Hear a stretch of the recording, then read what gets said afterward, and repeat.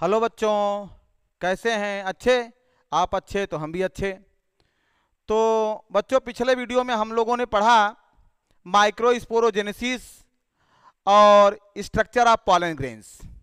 आज हम लोग female reproductive part of flower पढ़ेंगे, पुष्प का मादा जन्नांग। तो पुष्प के मादा जन्नांग को गाइनीशियम कहते हैं। गाइनीशियम की इकाई को कार्पेल या अंडप कहते हैं। और एक कार्पेल के 3 भाग होते हैं, स्टिग्मा, स्टाइल और ओवरी। वर्तिकाग्र, वर्तिका, अंडाशय। तो gynoecium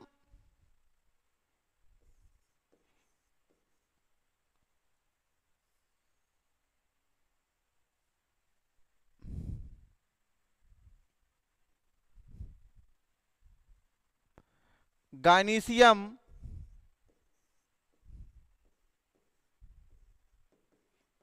Gynecium is the female reproductive part of flower। Gynoecium पुष्प का मादा जन्नांग होता है। इसकी इकाई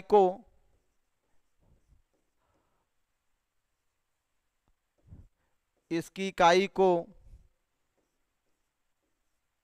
कार्पेल कहते हैं, अंडप कहते हैं हिंदी में। इसे जायांग कहते हैं, जायांग। इसे अंडप कहते हैं। एक अंडप के 3 भाग होते हैं, स्टिग्मा,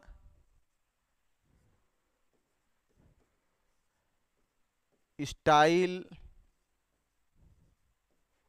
ओवरी। स्टिग्मा, स्टाइल और ओवरी।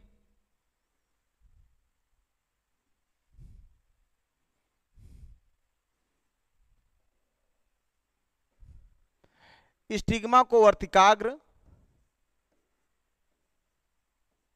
वर्तिकाग्र कहते हैं। स्टाइल को वर्तिका कहते हैं।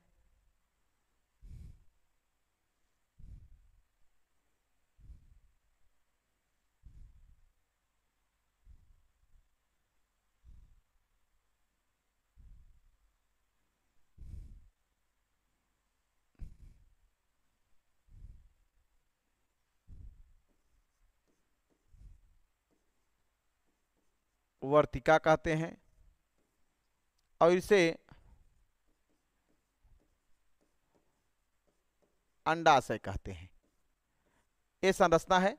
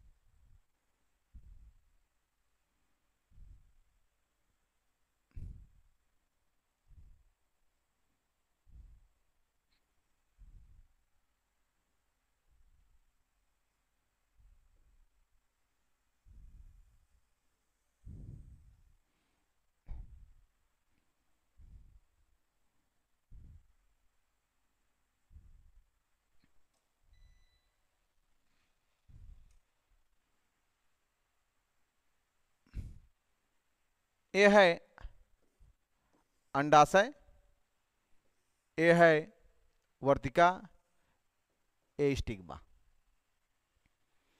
तो जायांग या कार्पेल अंडप इकाई है।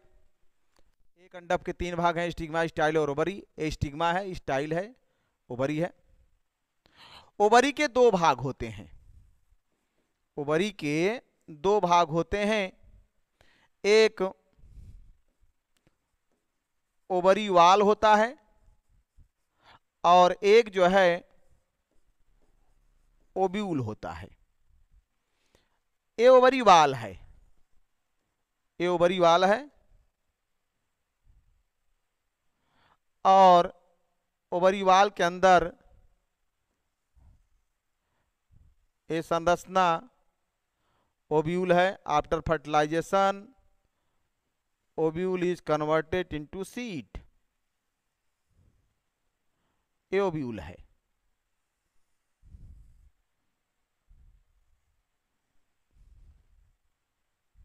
ओब्यूल की चर्चा हम आगे करेंगे। ये ओब्यूल है। तो ओवरी में दो चीज होता है, एक ओवरी वाल है ये, और एक ये जो है जो लाल संरचना दिखाया गया है रेड कलर में, ये ओब्यूल है। ओब्यूल फर्टिलाइजेशन के बाद सीड में कन्वर्ट हो जाता है, ओवरी वाल फर्टिलाइजेशन के बाद फ्रूट वाल में कन्वर्ट हो जाता है। तो हमने बताया जायांग या फीमेल, जायांग जो होता है वह female reproductive part of flower होता है। को कार्पेल, कार्पेल के तीन भाग होते हैं, स्टिग्मा, स्टाइल और ओवरी। ये स्टिग्मा है, स्टाइल है और ये भाग जो होता है वह ओवरी है। ओवरी में दो चीज है, ओवरी वाल और ओब्यूल। तो हम सबसे पहले ओब्यूल की संरचना पढ़ेंगे, ओब्यूल की संरचना पढ़ेंगे। उसके बाद तब जो है हम पॉलिनेशन पर आएंगे, परागण पर आएंगे। तो आइए हम चर्चा करते हैं structure of ovules.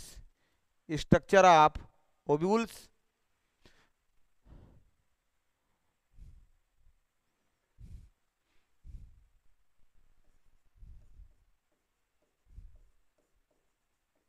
Structure of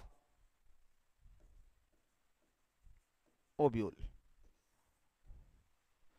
ovule को मेगा स्पोरेंजियम भी कहते हैं, मेगा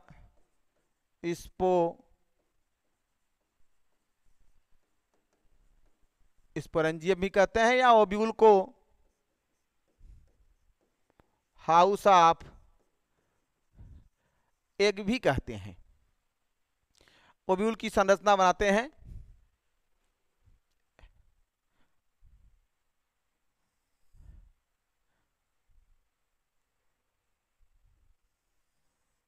ये ओब्यूल की संरचना है।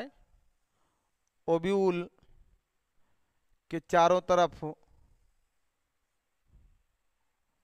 आवरण होते हैं। अग्रभाग पर आवरण थोड़ा अधूरा रह जाता है।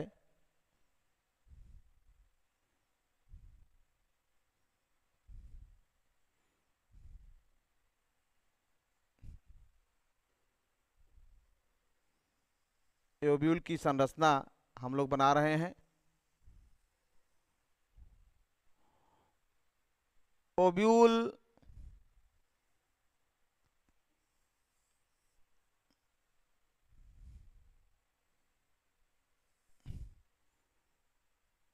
संरचना ओब्यूल की आप बनाना सीख लीजिए। कभी कभी ओब्यूल की संरचना ही परीक्षाओं में पूछ लिया जाता है, तो दिक्कत हो जाती है। चित्र आपको बनाना आना चाहिए। आधा चित्र पर नंबर मिलता है, आधा लिखने पर नंबर मिलता है।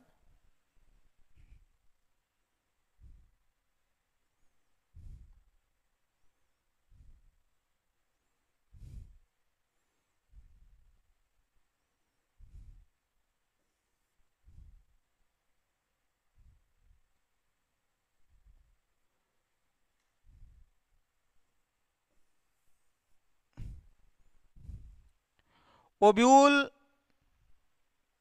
के डंठल को फ्यूनिकिल कहते हैं। ओब्यूल के डंठल को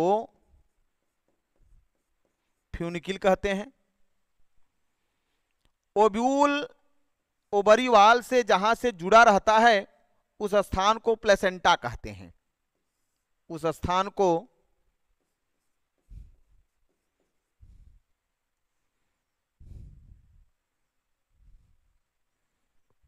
प्लेसेंटा कहते हैं।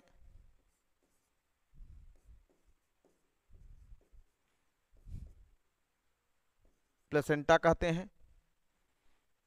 फ्यूनिकिल बीजांड का डंठल होता है। बीजांड का जो आधारी भाग होता है, बीजांड के अंदर का जो ऊतक होता है वह पैरेन्काइमा कोशिकाओं का बना होता है, जिसे न्यूसिलस कहते हैं।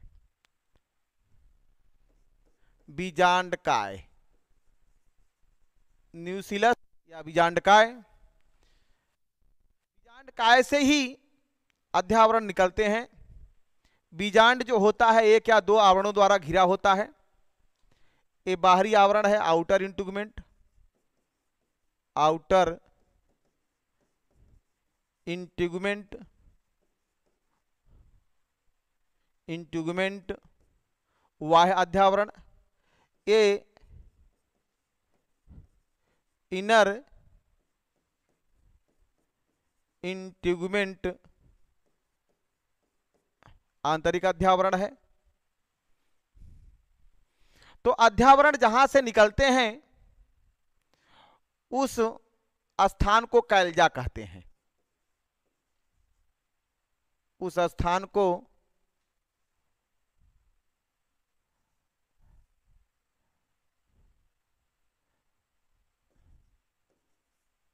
कैल्जा कहते हैं।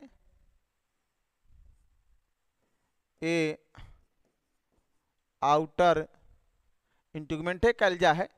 जहां से अध्यावरण निकलते हैं वो कैल्जा है।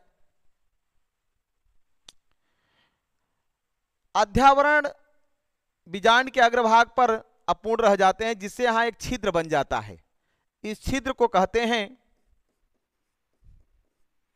माइक्रोपाइल या बीजांड द्वार। किसी किसी ओव्यूल में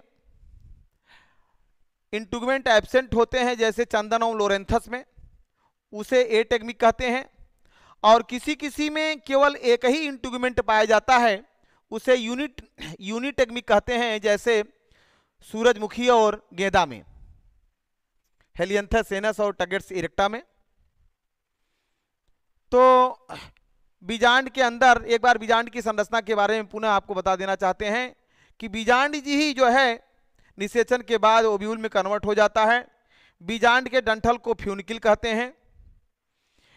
फ्यूनिकिल अंडाशय भित्ति से जहां से जुड़ा रहता है उसे प्लेसेंटा कहते हैं। और फ्यूनिकिल ओव्यूल से जहां से जुड़ा रहता है उसे हीलम कहते हैं। उसे हीलम कहते हैं, नाभिका कहते हैं। बीजांड के अंदर का जो ऊतक होता है उसे न्यूसिलस या बीजांडकाय कहते हैं। यह पैरेन्काइमा कोशिकाओं का बना होता है। बीजांड का जो आधारी भाग होता है उसे कैल्जा या निभाग कहते हैं। यहीं से अध्यावरण निकलते हैं, इंटुगमेंट यहीं से निकलते हैं। चंदनम लोरेंथस में इंटुगमेंट का अभाव होता है। जिसमें इंटुगमेंट का अभाव होता है उसे एटेगमिक कहते हैं। सूरजमुखी हेलियंथस में एक ही इंटुगमेंट पाया जाता है, उसे यूनिटेगमिक कहते हैं। बीजांड के अग्रभाग पर इंटुगमेंट या अध्यावरण कहते हैं इसे, अध्यावरण। ये आंतरिक अध्यावरण है, ये बाह्य अध्यावरण है। बीजांड के अंदर एक थैलीनुमा संरचना होता है, जिसे एम्ब्रियोसाइक या फीमेल गैमिटोफाइट कहते हैं। फीमेल गैमिटोफाइट कहते हैं, एम्ब्रियोसाइक या फीमेल गैमिटोफाइट कहते हैं। इस एम्ब्रियोसाइक या फीमेल गैमिटोफाइट में निषेचन के पूर्व जो है 7 कोशिकाएं होती हैं। निषेचन के पूर्व 7 कोशिकाएं होती हैं। जैसा कि हमने बताया कि इंट्यूगमेंट के अग्रभाग पर बीजांड के अग्रभाग पर इंट्यूगमेंट अध्यावरण जो है अपूर्ण रह जाता है, जिससे वहां छिद्र बन जाता है। छिद्र को बीजांड द्वार कहते हैं, बीजांड द्वार कहते हैं, माइक्रोपाइल कहते हैं। बीजांड के अंदर एक थैलीनुमा संरचना होती है, जिसे एम्ब्रियोसैक या फीमेल गैमेटोफाइट मादा युग्मकोद्भिद या भ्रूण कोष कहते हैं, हिंदी नाम। इस थैली में निषेचन के पूर्व 7 कोशिकाएं होती हैं। ये 3 कोशिकाएं अगुणित होती हैं, जो कैल्जा की ओर होती हैं। 3 कोशिकाएं अगुणित होती हैं, हैप्लॉइड होती हैं। इन्हें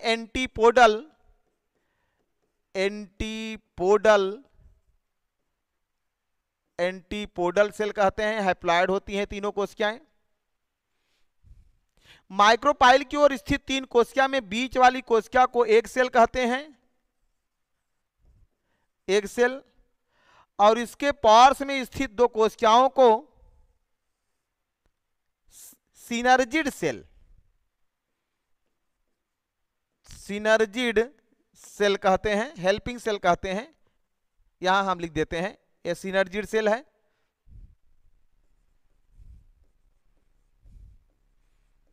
सिनर्जिड सेल या हेल्पिंग सेल भी कहते हैं, या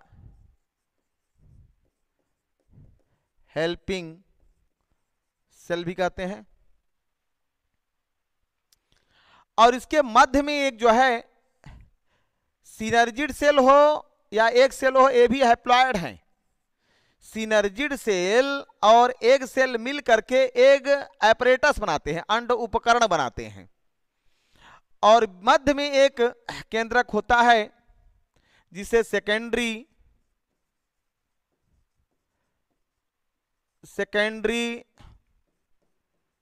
न्यूक्लियस कहते हैं, द्वितीय केंद्रक कहते हैं। द्विगुणित होता है, डिप्लॉयड होता है। तो इस प्रकार एम्ब्रियोसैक में निषेचन के पूर्व 7 कोशिकाएं होती हैं, लेकिन 8 केंद्रक होते हैं। 3 केंद्रक हैप्लॉइड होते हैं, जो कैल्जा की ओर होते हैं। 3 केंद्रक माइक्रोपाइल की ओर होते हैं, जिसमें बीच वाली कोशिका को अंड कोशिका, और उसके साइड में पार्श्व में स्थित कोशिकाओं को सिनर्जिड सेल या हेल्पिंग सेल कहते हैं। ये भी हैप्लॉइड होते हैं। सिनर्जिड सेल, हेल्पिंग सेल मिलकर के अंड उपकरण बनाते हैं। और इसके मध्य में जो है सेकेंडरी न्यूक्लियस होता है, द्वितीय केंद्रक होता है। तो ये तो रहा ओव्यूल की संरचना, या हाउस ऑफ एग। ओव्यूल को मेगास्पोरेंजियम भी कहते हैं, या हाउस ऑफ एग भी कहते हैं। तो ये तो रहा ओव्यूल की संरचना। अब आगे हम चर्चा करेंगे कैसे फीमेल गैमेटोफाइट या एम्ब्रियोसैक का फॉर्मेशन होता है। आगे हम पढ़ेंगे फीमेल गैमेटोफाइट, मेगास्पोरोजेनेसिस, एम्ब्रियोसैक का फॉर्मेशन या फीमेल गैमेटोफाइट का फॉर्मेशन। तो अगले वीडियो में हम लोग पढ़ेंगे megasporogenesis, formation of megasporogenesis, formation of embryo sac या फीमेल गैमेटोफाइट, पॉलिनेशन। इन सब की चर्चा हम अगले वीडियो में करेंगे। तब तक जो है आप जो है चित्र का अभ्यास करते रहिएगा। ओव्यूल की संरचना, ये चित्र जो है आप अभ्यास कर लीजिएगा, परीक्षाओं में अक्सर पूछा जाता है। तो आज के लिए बस इतना ही, धन्यवाद। वीडियो अच्छा लगे तो आप जो है कमेंट्स बॉक्स में अपना प्रॉब्लम लिखें, कमेंट लिखें, और अपनी समस्याओं को जो है बताते रहें। और प्रतिदिन जो है आपको जैसा कि बताया गया था, आज कुछ तकनीकी खराबी की वजह से वीडियो अपलोड करने में देर हो गया है, इसके लिए कष्ट के लिए खेद है। अगले वीडियो में आपको हम समय से उपलब्ध कराएंगे। धन्यवाद।